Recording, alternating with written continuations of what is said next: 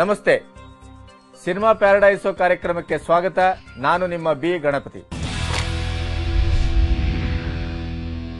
2012 ಆರಂಭ ಆಗಿ 7ನೇ ತಿಂಗಳಿಗೆ ನಾವು ಕಾಲಿಡ್ತಾ ಇದ್ದೇವೆ. ಜನವರಿಯಿಂದ ಜೂನ್ ಅನ್ನ 6 ತಿಂಗಳು ಅಂತ ಭಾವಿಸಿದರೆ, ಜುಲೈಯನ್ನ 7ನೇ ತಿಂಗಳು ಅಂತ ಭಾವಿಸಿದರೆ, ನಾವು 7ನೇ ತಿಂಗಳ ಕೊನೆಯಲ್ಲಿದ್ದೇವೆ. ಆದ್ರಿಂದ ಪ್ರಥಮಾರ್ಧದ ಒಂದು ಅವಲೋಕನವನ್ನ ನಿಮ್ಮ ಕಣ್ಣೆದುರಿಡೋಣ.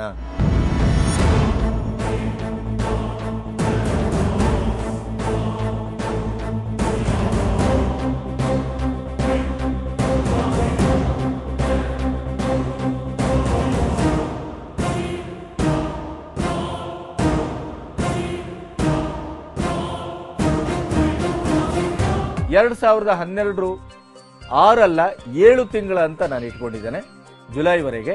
ಅಂದ್ರೆ ಈ ಶುಕ್ರವಾರ ಬಿಡುಗಡೆಯಾದ ಓ ಪ್ರೀತಿಯೇ ಅನ್ನುವವರೆಗೆ ಶಕ್ತಿ ಸಿನಿಮಾದಿಂದ ಆರಂಭವಾದಂತ ಈ ಅಭಿಯಾನ ಓ ಪ್ರೀತಿಯವರೆಗೆ 60 ಚಿತ್ರಗಳು ಬಿಡುಗಡೆಯಾಗಿವೆ. 60 ಚಿತ್ರಗಳು ಬಿಡುಗಡೆಯಾಗಿವೆ. ಅದರಲ್ಲಿ 10 ಚಿತ್ರಗಳು ಗೆಲುವಿನ ಸುಖವನ್ನ ಕಂಡಿದೆ. ಗೆಲುವು 10 ಚಿತ್ರಗಳದ ಆದರೂ ಕೂಡ ನಿಚ್ಚಳವಾದ ಗೆಲುವು ಅಂತ ಭಾವಿಸುವುದು ಯಾವಾಗ? ಒಂದು ನಿರ್ಮಾಪಕನಿಗೆ ಅದು ಆರ್ಥಿಕವಾಗಿ ಗೆಲುವನ್ನು ತರಬೇಕು, ನೋಡಿದ ಜನಕ್ಕೆ ಒಳ್ಳೆ ಸಿನಿಮಾ ಅನ್ನುವ ಸಂಭ್ರಮವನ್ನು ಕೊಡಬೇಕು, ಆ ಚಿತ್ರವನ್ನ ವಿತರಣೆಗೆ ಅಂತ ತಗೊಂಡಂತ ವಿತರಕನಿಗೆ ಹಾಕಿದ ದುಡ್ಡು ವಾಪಸ್ ಬರಬೇಕು ಅಥವಾ ಲಾಭ ಬರಬೇಕು. ಈ ದೃಷ್ಟಿಯಲ್ಲಿ ಗೆಲುವಿನ ಮೌಲ್ಯಮಾಪನವನ್ನು ಮಾಡಲಾಗ್ತದೆ. ಈ ಮೂರೂ ದೃಷ್ಟಿಯಿಂದ ಏಕಕಾಲದ ಗೆಲುವನ್ನ ಸಾಬೀತುಪಡಿಸಿದ್ದು 5 ಸಿನಿಮಾಗಳು. ಆದರೆ ಇನ್ನು ಉಳಿದ 5 ಯಾವುದು ಹಾಗಾದ್ರೆ? 10ರಲ್ಲಿ ಅದು ವಿತರಕನಿಗೆ ಕೈ ಕಚ್ಚಿ ನಿರ್ಮಾಪಕನಿಗೆ ಕೈಗೆ ಹಣವನ್ನ ತಂದುಕೊಟ್ಟಂತ ಒಂದು ವಿಚಿತ್ರವಾದ ಸಂವೇದನೆಯಲ್ಲಿ ನಿಂತಂತ 5 ಸಿನಿಮಾಗಳು. ಅಂದ್ರೆ ನಿರ್ಮಾಪಕನಿಗೆ ಮೋಸ ಆಗಿಲ್ಲ, ನಿರ್ಮಾಪಕ ಸೇಫು. ಆದ್ರೆ ಆ ಸಿನಿಮಾವನ್ನ ನಂಬಿ ವಿತರಣೆಗೆ ಯಾರು ಕೈಗೆತ್ಕೊಂಡು ದುಡ್ಡು ಹಾಕಿ ಆ ವಿತರಕನಿಗೆ ನೋವನ್ನ ಅಥವಾ ಸಂಕಟವನ್ನ ತಂದದ್ದು ಇನ್ನು ಉಳಿದ 5 ಸಿನಿಮಾಗಳು. ಆದರೆ ಅದು ಗೆಲುವಿನ ಪಥದಲ್ಲೇ ಸಾಗಿರೋದ್ರಿಂದ ನಾವು ಅದನ್ನ ಒಟ್ಟು 10 ಚಿತ್ರಗಳಲ್ಲಿ ಸೇರಿಸ್ಕೊಳ್ಬೇಕಾಗತ್ತೆ. ಆದ್ರಿಂದ 60ರಲ್ಲಿ 10 ಗೆಲುವು ಅಂದ್ರೆ 10ಕ್ಕೆ 1 ಗೆಲುವನ್ನ ನಾವು ಕಂಡಿದ್ದೇವೆ.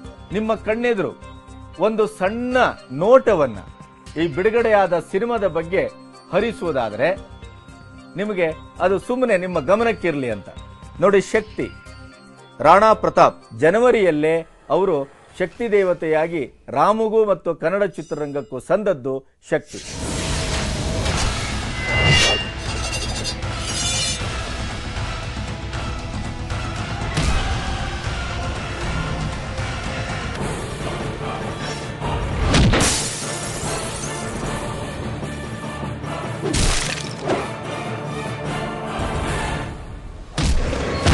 ಆನಂತರ ಕೊಕ್ಕೋ ಬಂತು, ಆದ್ರೆ ಈ ಸಿನಿಮಾ ಗೆಲ್ಲಿಲ್ಲ.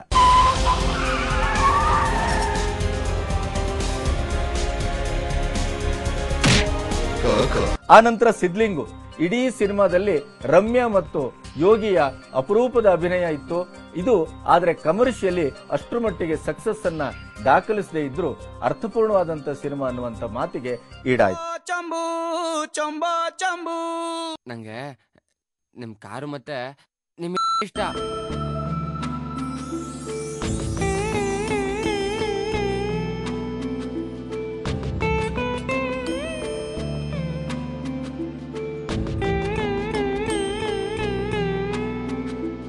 ಆಮೇಲೆ ಆರಕ್ಷಕ ಅದು ಶಟರ್ ಐಲ್ಯಾಂಡ್ ಅನ್ನುವಂತ ಸಿನಿಮಾದ ಒಂದು ಜೆರಾಕ್ಸ್ ಕಾಪಿ ತರ ಇದ್ರೂ ಕೂಡ ಅಲ್ಲಿ ಉಪೇಂದ್ರನ ಅಭಿನಯ ಮಾರ್ಮಿಕವಾಗಿತ್ತು. ಆದ್ರೆ ಸಿನಿಮಾ ಗೆಲುವನ್ನ ಕಾಣಲಿಲ್ಲ.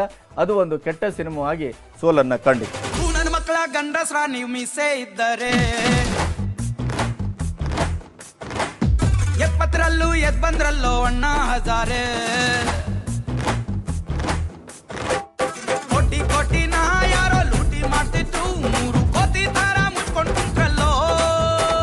ಕೊಳ್ಳೆ ಹೊಡೆದ್ಮೇಲೆ ಕೋಟೆ ಬಾಗಿಲ ಹಾಕೊಳ್ಳೋ, ನಿಮ್ಮ ಜಾತಿ ಬುದ್ಧಿ ಬಿಟ್ಟೆ ಇಲ್ವಲ್ರೋ. ನನ್ನ ಮಕ್ಕಳ ಗಂಡಸ್ರ ನೀವು ಮಿಸ್ಸೇ ಇದ್ದರೆ. ಆಮೇಲೆ ಚಿಂಗಾರಿ ಇವತ್ತು ಒಂದು ರೀತಿಯಲ್ಲಿ ದರ್ಶನ್ ತನ್ನ ಸಾಂಸಾರಿಕ ಅವಘಡದಲ್ಲಿ ತುತ್ತಾದಾಗ ಹೇಗೆ ಸಾರಥಿ ಅವನನ್ನ ಕೈ ಹಿಡಿತೋ ಆ ನಂತರ ಚಿಂಗಾರಿ ಬಂತು. ಚಿಂಗಾರಿ ಒಳ್ಳೆ ಸಿನಿಮಾ ಅಂತ ಗುರುತಿಸ್ಕೊಳ್ತು, ಮತ್ತೆ ಅದು ಕಮರ್ಷಿಯಲಿ ಕೂಡ ಗೆಲುವಿನ ರುಚಿಯನ್ನ ಕಂಡಿತು.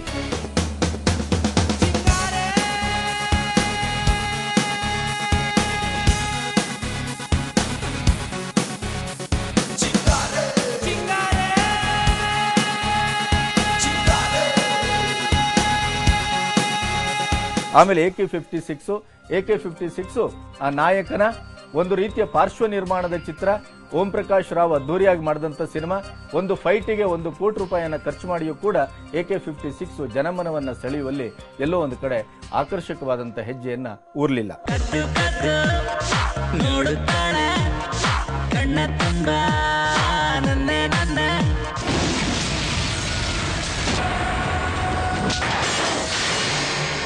ನೀನು ಟೆರರಿಸ್ಟ್. ಆಮೇಲೆ ನಮ್ಮಣ್ಣ ಡಾನ್. ಅಪರೂಪಕ್ಕೆ ನಮ್ಮ ರಮೇಶ್ ಅವರು ಇತ್ತೀಚೆಗೆ ಟಿವಿ ರೈಟ್ಸ್ಗೋಸ್ಕರನೇ ಸಿನಿಮಾ ಮಾಡುವಂತ ಒಂದು ಖಯಾಲಿಯನ್ನ ರಮೇಶ್ ಹೊಂದಿದ್ದಾರೆ ಅನ್ನುವಂತ ಆಪಾದನೆಯನ್ನ ಅವ್ರ ಮೇಲೆ ಹೊರಿಸಲಾಗಿತ್ತು.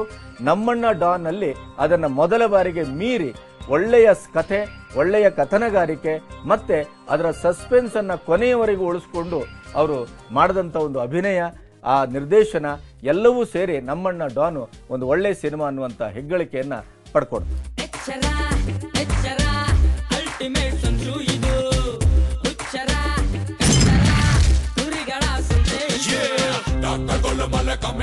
He's gonna rocking, everybody waiting. Gonna be little bit scaring.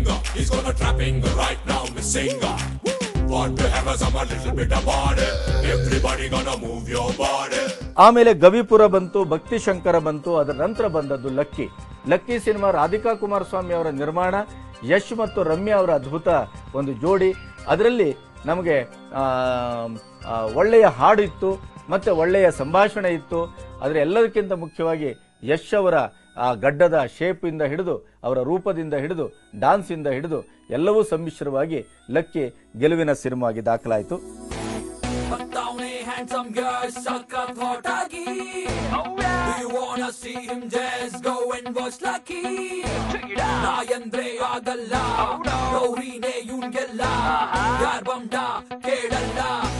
Full stop illa